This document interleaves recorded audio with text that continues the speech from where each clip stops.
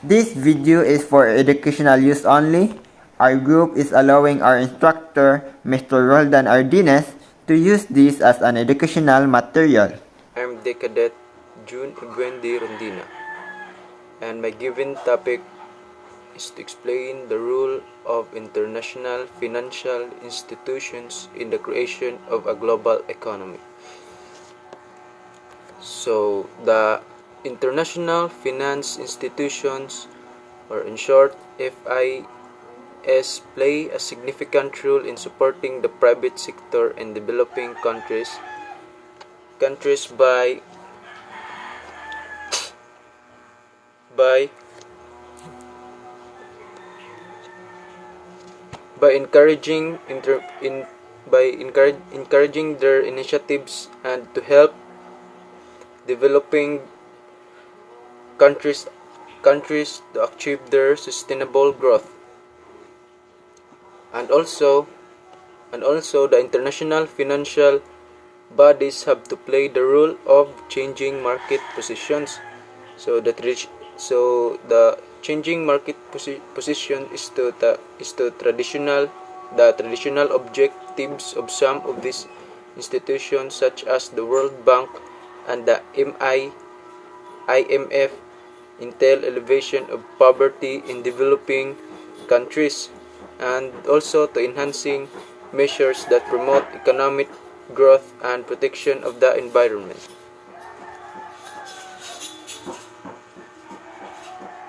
So next is the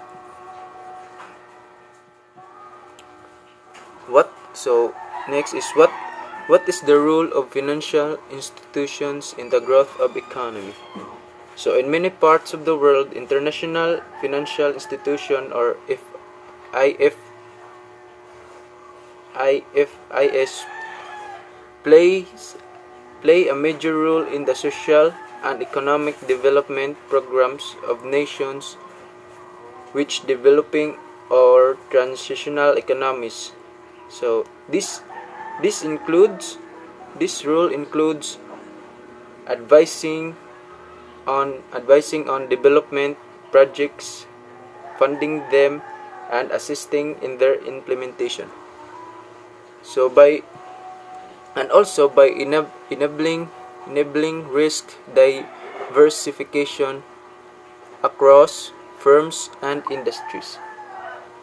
So financial systems can influence the allocation of resources and hence economic growth, and also its highly liquid markets for stocks, bonds, and demand deposit transform this financial instrument into investment and into high return for long-term projects.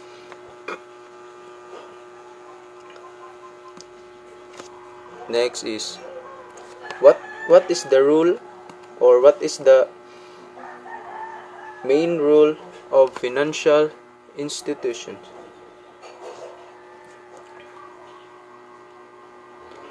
So banks perform various roles in the economy. First, they must ameliorate the information problems between the investors and borrowers by monitoring the latter and ensuring the proper use of the depositors' funds. So it is primarily responsible for the mobilization of domestic savings and the conversion of these funds into directly productive investment. So for me, also according to my research, the IFIS, or what we call international financial institution. So as I say earlier, it play a major role in the social and economic development programs of nations with developing or transitional economies. So these rules includes advising on development projects, funding them, and assisting in their implementation, and to help to growth their economy. Role of international financial institution in the equation of global economy. So I'm Decadec Enriquez. So international finance institution or IFIS play a significant role in the supporting private sector and developing our country by encouraging the entrepreneurial initiatives that help develop countries achieve and sustainable growth. So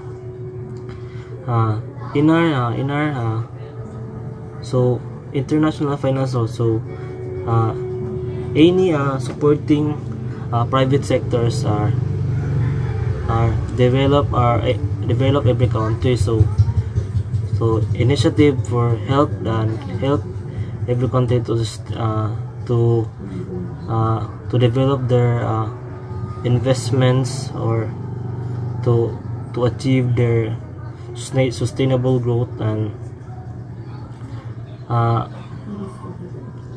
to encourage their to develop and to know to every country of this of these achievements. So by enabling risk diversification across firms to an industry's financial system can influence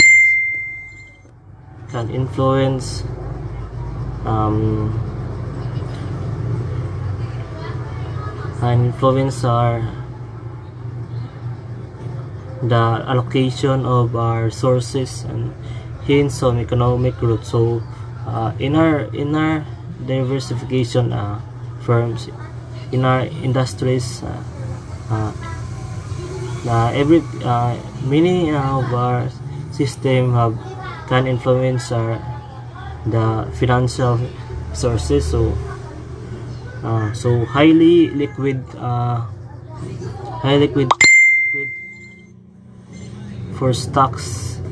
So highly liquid markets for stocks, bonds, demands, and deposits transforms this financial instrument into investment and into a high return long-term project. So every market have stocks, bonds, and deposits. So we expect that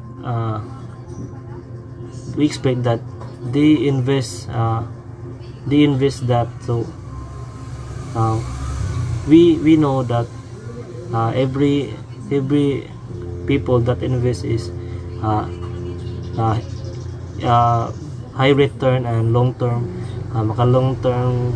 for their project. So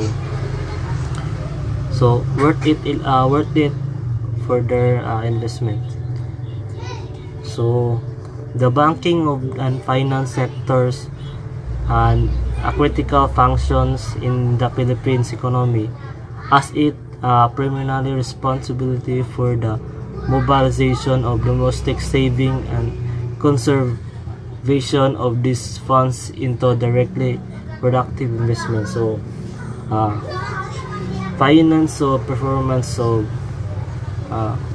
in our Philippine economy, in our society. So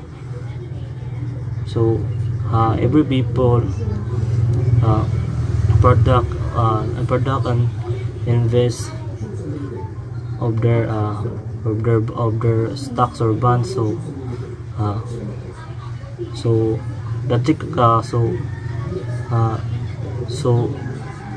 before they invest, we know that they have savings for their funds, and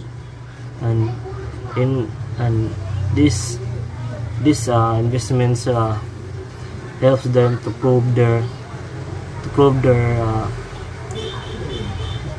to prove their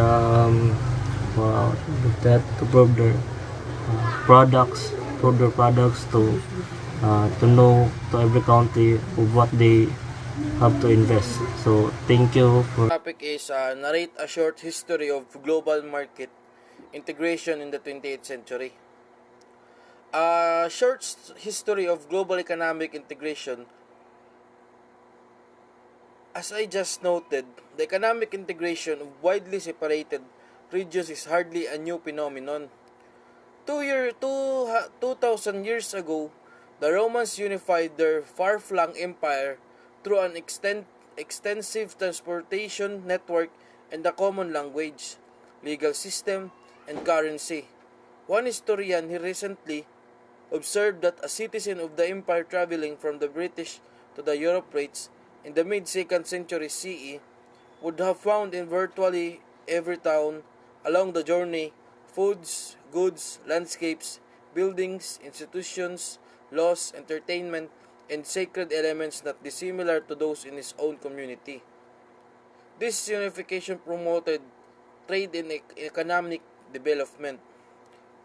A millennium and a half later, at the end of the 15th century, the voyages of Columbus, Vasco da Gama, and other explorers initiated a period of trade over even vaster distances. These voyages of discovery were made possible by advances in European ship technology and navigation, including improvements in the compass, in the rudder, and in sail design.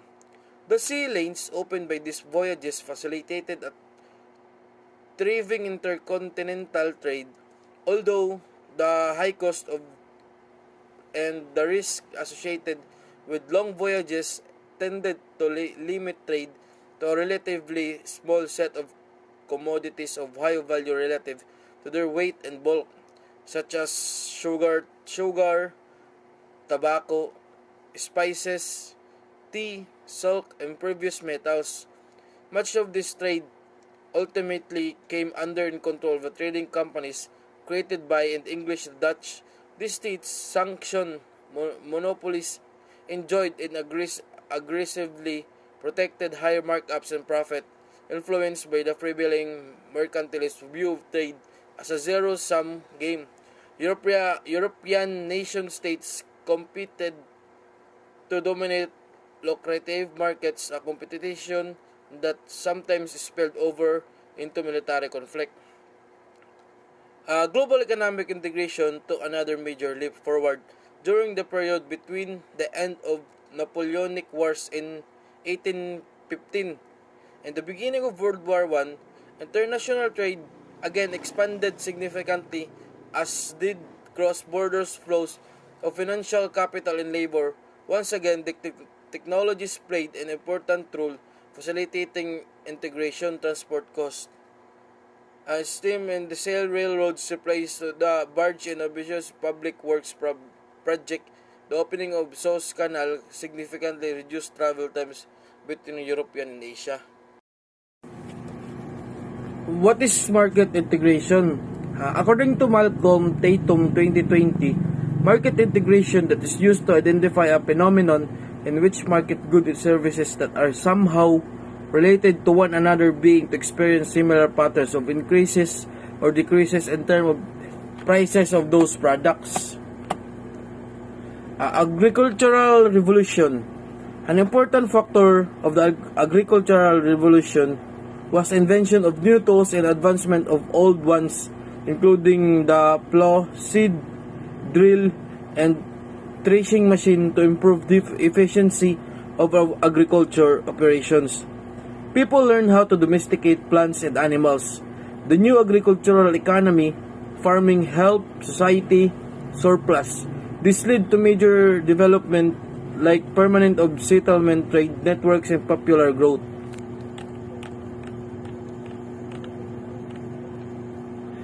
Industrial Revolution. The second Industrial Revolution, also known as the Technological Revolution, was a phase of rapid standardization and industrialization from the late 19th century into the early 20th century. In the same time period, new technological system was introduced, most significantly electrical power in telephones. With the rise of industrial came new tools like steam engines, manufacturing, and mass production. They began working as a wage laborers while becoming more specialized in their skill. Productivity went up, standard of living rose, and people had access to a wider variety of goods due to mass production. The current episode of Global Economic Integration, how does the current world wave of global economic integration compare with previous episode in a number of ways. The remarkable economic changes that we observe today are being driven by the same basic forces and are having similar effects as in the past. Perhaps most important, technological advances continue to play an important role in facilitating global integration. For example, dramatic improvements in supply chain management made possible by advances in communication and computer technologies have significantly reduced the cost of coordinating production among globally distributed suppliers. Another common features of the contemporary economic landscape and the experience of the past is the continued broadening of the range of products that are viewed as tradable. In part, this broadening simply affects the wide range of goods available to the high-tech consumer goods. For example, as well, ongoing declines in transportation costs, particularly striking, however, is the extent to which information and communication technologies now facilitate active international trade in a wider range of services. From call center operations to sophisticated financial, legal, medical, and engineering services. The critical role of government policy in supporting or at least promoting global economic integration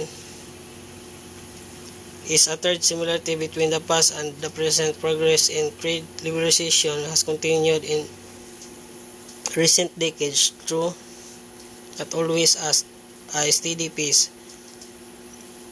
As the recent Doha Round negotiations demonstrate, moreover, the institutional framework supporting global trade, most importantly the World Trade Organization, has expanded and strengthened over time. Regional frameworks and agreements such as the North American Free Trade Agreement and the European Union's Single Market have also promoted trade.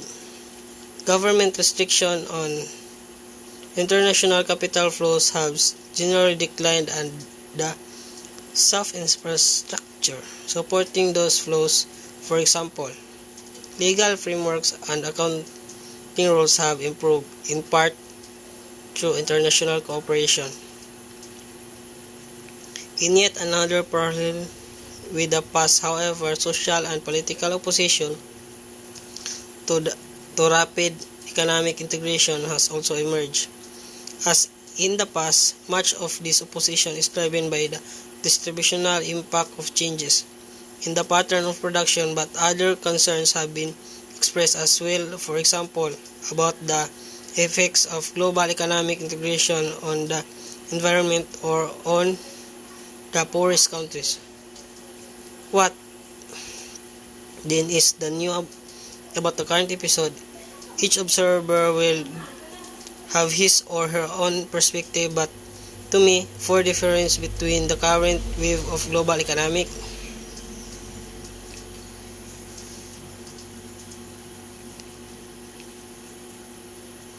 integration and past episodes for seem most important. First scale and piece of the current episodes is unprecedented. For example, in recent years, global merchandise exports have been above 20% of world's gross domestic product, compared with about 8% in 1913 and less than 15% as recently as 1990. and international financial flows have expanded even more quickly, but that this three but this data understate the magnitude of change that we are now experiencing. The emergence of China, India, and the former communist bloc countries implies that the greater part of the Earth population is now engaged, at least potentially, in the global economy. There are no historical antecedents for this development. Columbus' voyage of the New World ultimately led to the enormous economic change, of course, but the full integration of the new and the old world. Good day, this is the Cadet Padilla Ramon M.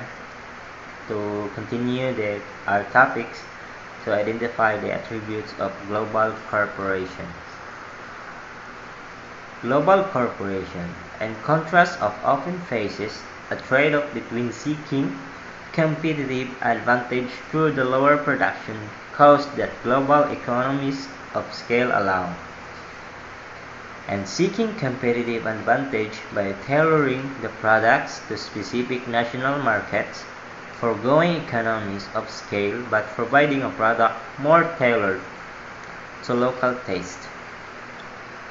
Furthermore, the global firm must determine how to balance the demands and practices of other countries. The following are the global attributes of global corporation. Very high asset and turnover. To become a multinational corporation, the business must be large and must own a huge amount of assets, both physical and financial. The company targets are high, and they are able to generate substantial profits. Network of branches. Multinational companies maintain production and marketing operations in different countries. In each country, the business may oversee multiple offices that function through several branches and subsidiaries. Control. In relation to previous point, the management of office in other countries is controlled by one head office located in the home country. Therefore, the source of command is found in the home country. Sophisticated technology. When a company goes global, they need to make sure that their investment will grow substantially. In order to achieve substantial growth, they need to make use of capital-intensive technology, especially in their production and marketing activities. In right skills, multinational companies aim to employ only the best managers, those who are capable of handling large amounts of funds, using advanced technology, managing workers, and running a huge business entity. Forceful marketing and advertising. One of the most effective survival strategies of multinational corporations is spending a great deal of money on marketing and advertising. This is how they are able to sell every product or brand they make. Good quality products. Because they use capital intensive technology, they are able to produce a top-of-the-line products. So you must be prepared to do a business all around the world. International business have operation partners, alliance, and senior managers, representing visually every global region. Many have more than one headquarters, signaling the diversity of their thinking and perspective. So how do you learn to conduct an international business effectively? So you acquire a set of skills that help You work across regional, national, and substantial boundaries to propel your business forward. Those skills include the following: overseas experience, deep self-awareness, sensitivity to cultural diversity, humility, lifelong curiosity,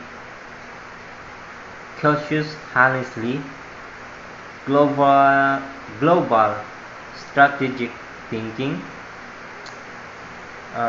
patiently impatient, well spoken, good negotiator, presence, and last is honest. Hi, good day. Night. So in continue of the topic was given from our group was global corporation.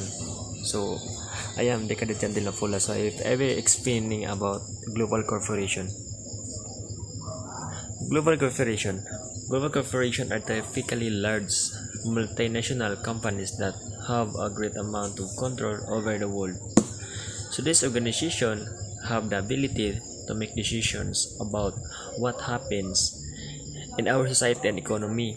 So they can be thought of as existing separate from the rest of society, since they don't necessarily answer to anyone but themselves. There is no one person of group who has ultimate control over them. So sa global corporations, this is the system of a type of companies that there are many members or affiliated companies that corporate over the world. So these organizations have ability to manifest or do anything to make our society to give the needs of society through the growth of people. So next, they are typically run by a board of directors. So that is comprised of various individuals. So the members may have different interests, which means they may disagree on certain decisions and how to go about running the organizations. So this can lead to a strife or backstabbing, even the lawsuit. So they're kind of board of directors. So the board of directors where the shareholder or the stockholder to the companies or the corporation or a kind of business that that business or that corporation there must have a corporation or must have a stockholder so that that business will be run by organizations to live straight over studying a lawsuit. So there's a possibility that corporation will be demoted through by his stockholders or his various individuals as member of boards. So these organizations are motivated to make profit, since that exists for their natural tendency towards expansion and growth. So these organizations were motivated to grow their business and have on profit, and to think how they made their strategies to earn more profit under their corporations. So each stockholders or member on board will find in any sales to from other individual to another individual, so that their business will grow and to get another expansion to their company.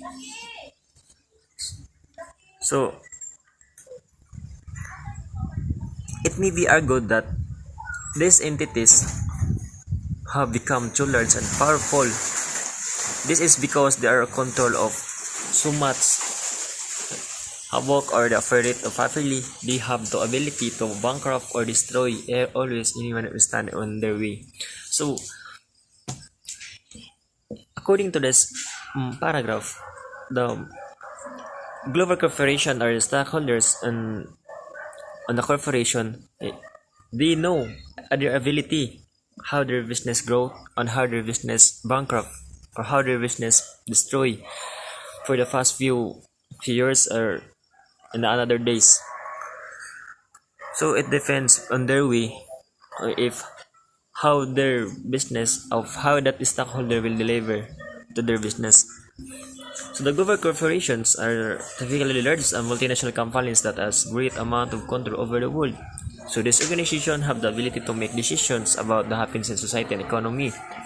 They vote or 16 separate from the rest of society, since they don't necessarily answer anyone but themselves. So these global corporations are all Filipinos of all people around the world will we all know that we are dependent to the businessman or the other individual to make our community evolve or success. So these are the persons who go for ultimate over them. So these are the global corporation. So that's it, sir, and thank you. Hello, I'm Decadent Eboida. Our next topic is the Bretton Woods system. So what is Bretton Woods system? Bretton Woods system was the first system used to control the value of money in the different countries. It meant that each country had to have a monetary policy that kept the exchange rate within a fixed value of plus or minus 1% in terms of gold. So Bretton Woods system set up a new system of rules, regulations, and procedures for the major economies of the world can ensure their economic stability. Now, let's talk about the background of Bretton Woods system. Did you know that the major economies of the world had suffered because of the World War I? It is the Great Depression of the people in 1930s and World War II. Why? Because of the fear of the recurrences of lack of cooperation among the nation states, political instability, and economic turmoil, especially under World War II. Reductions of barriers to trade and free the flow of money among the nations are becoming the focus to restructuring the world economy and global financial stability. So what does Bretton system do? It created a collective international currency exchange regime that lasted from the mid-1940s to the early 1970s. It requires the currency pegged to the US dollar, which was the peg turned into the piece of gold. So the Bretton Woods institutions. The following institutions were created to bring orderly development of the world economy in the post-World War II era. So the first institution is the World Bank. The purpose of the World Bank is to reduce poverty by lending money to the governments of its poorer members so that they can improve their economies and to improve the standard of living of their people. Second is the International Monetary Fund. It is an organization of 190 countries working to foster global monetary cooperation, secure financial stability, facilitate international trade, promote high employment and sustainable economic growth, and lastly, to reduce the poverty around the world. So, good day, sir. I am Laronal Alanjay, and I am the continuation of Jade Iborda's report about the Bretton Woods system. So, 5 key elements of Bretton Woods system. So, there are 5 key elements sa Bretton Woods system. So, the first key element is the expression of currency in terms of gold value or gold value to establish a par value. So it is stated that the expression of the currency will depend on the gold value to establish a par value. So for instance, 35 US dollar pegged by the United States per ounce of gold is the same as 175 Nicaraguan Cordobas per ounce of gold. So therefore, the exchange of rate of 5 Cordobas is 1 US dollar. So the second key element, the official monetary authority in each country would agree to exchange its own currency for the other countries plus or minus 1% margin. So for instance, here in the Philippines, we exchange foreign currencies just for example, USA currency, so which is higher than the value of our money. So the currency of some foreign currency, just like USA, will be plus 1% of its margin. So the third key element, this is the establishment of the overseer for these exchange rates. Thus, the International Monetary Fund (IMF) was founded. So the purpose of this was to set up new system of rules, regulations, and procedure for the major economies of the world to ensure their economic stability. So that's why Bretton Woods established International Monetary Fund. So the fourth key element, eliminating restrictions on the currencies of member states in the international trade. So restricting trade of currency can prevent potential economic volatility and disruption in cases when many citizens decide to move assets outside the country. So examples of such volatility can be found in countries that have experienced periods of hyperinflation resulting from government monetary or fiscal policies. So the last is the fifth key element. So the US dollar became the global currency.